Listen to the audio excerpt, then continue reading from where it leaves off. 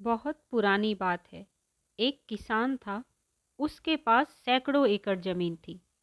किसान बूढ़ा हो चला था। उसका एक बेटा था। एक दिन अचानक जमींदार की मृत्यु हो गई।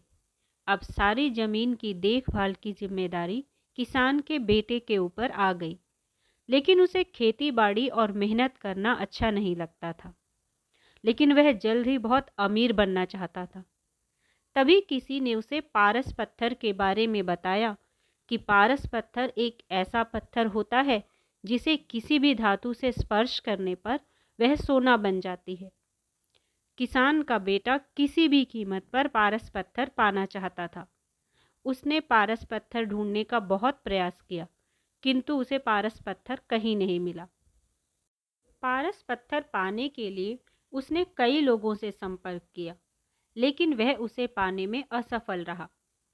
आसपास के ठगों को भी पता चल गया कि किसान का बेटा किसी भी कीमत पर पारस पत्थर पाना चाहता है। ठगों ने पारस पत्थर का लालच देकर उससे लाखों रुपए ठग लिए। ठगों के बाद वह ढोंगी बाबाओं के जाल में फंस गया।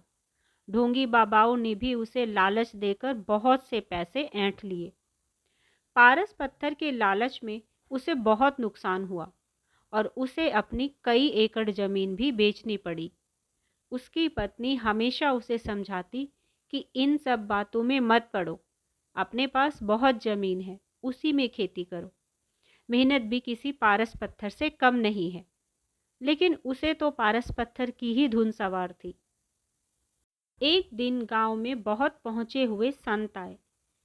सभी ने उन्हें अपनी समस्याएं बतलाईं। किसान का बेटा भी अपनी पत्नी के साथ उनसे मिलने गया और उन्हें अपनी समस्या बतलाई। संत उसकी बातें सुनकर मुस्कुराए और बोले कि मैं जैसा कहूँ वैसा ही करना, तो तुम्हें पारस पत्थर अवश्य मिलेगा।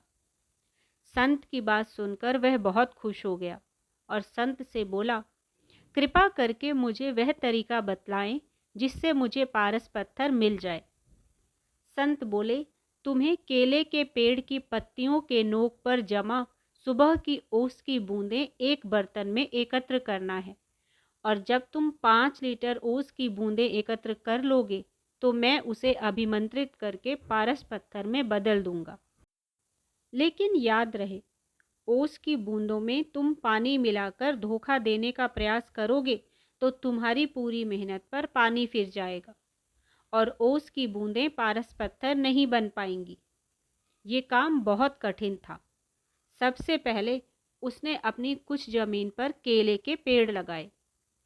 केले के पेड़ धीरे धीरे बढ़ रहे थे, किंतु इतने पेड़ों से वह ओस की सिर्फ कुछ ही बूंदें एकत्र कर पा रहा था।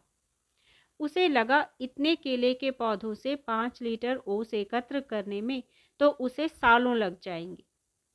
उसने फिर कुछ केले के पौधे और लगाए और इस तरह करते करते उसने अपनी लगभग पूरी जमीन पर केले के पेड़ लगा लिए। किसान का बेटा अब इन केलों के पौधों को पानी देता और उनकी देखभाल करता था। 2 साल की अथक मेहनत के बाद वह 5 लीटर ओस की बूंदें एकत्र कर पाया और अत्यधिक प्रसन्न होकर साधु महाराज के पास गया और उन्हें 5 लीटर ओस की बूंदों से भरा हुआ बर्तन देते हुए बोला, साधु महाराज, आपकी आज्ञा अनुसार मैंने 2 साल की अथक मेहनत के बाद ये 5 लीटर ओस की बूंदें एकत्र कर ली हैं।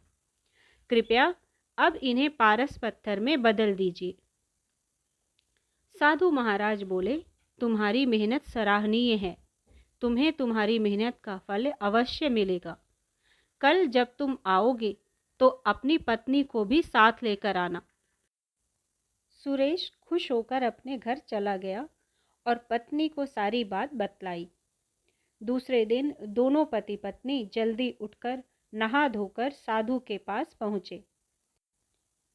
साधु ने दोनों पति पत्नी को देखकर कहा, मैंने ओस की बूंदों को पारस पत्थर में बदलने का बहुत प्रयास किया, लेकिन मैं उन्हें पारस पत्थर में नहीं बदल सका।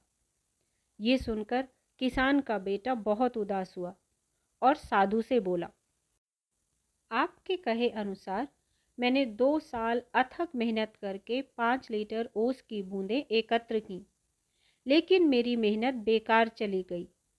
आपने भी दूसरे लोगों की तरह मुझसे झूठ बोला। उसकी बात सुनकर साधु बोले, बेटा, मेहनत कभी भी बेकार नहीं जाती। तुम्हारी पत्नी के हाथ में जो पोटली है उसे खोलो। उसने अपनी पत्नी के हाथ में रखी पोटली खोली तो देखकर दंग रह गया। उसमें सोने चांदी के आभूषण और कीमती रत्न थे। साधु बोले, ये तुम्हारी मेहनत का फल है, जो किसी पारस पत्थर से कम नहीं है। किसान के बेटे ने कहा, ये मेरी मेहनत का फल कैसे हुआ? साधु बोले, तुमने 2 साल से मेहनत करके जो केले के पौधे लगाए थे, 2 साल से उनमें फल भी लग रहे थे, किंतु तुम्हारा पूरा ध्यान पारस पत्थर और ओस की बूंदों पर था। तुमने फलों पर ध्यान ही नहीं दिया, किंतु तुम्हारी पत्नी इन फलों को बाजार भिजवा दिया करती थी, और ये सारे आभूषण और रत्न फलों की बिक्री से आए पैसों से खरीदे गए हैं। किसान के बेटे ने मुस्कुराते हुए अपनी पत्नी की तरफ देखा और बोला, तुम सही थी जो हमेशा कहती थी कि मेहनत से बड़ा कोई पारस पत्थर नहीं होता। फिर वह साधु की तरफ हाथ जोड़कर बोला, आपने मेरी आंखें खोल दी। अब मैं हमेशा मेहनत करूंगा और पैसा कमाने के लिए कोई शॉर्टकट नहीं अपनाऊंगा। अब वह खूब मेहनत करने लगा और अपनी मेहनत से समाज में खोया हुआ रुतबा फिर से प्राप्त कर लिया। यदि आपको ये कहानी पसंद आई हो तो वीडियो को लाइक और चैनल को सब्सक्राइब जरूर करें। धन्यवाद।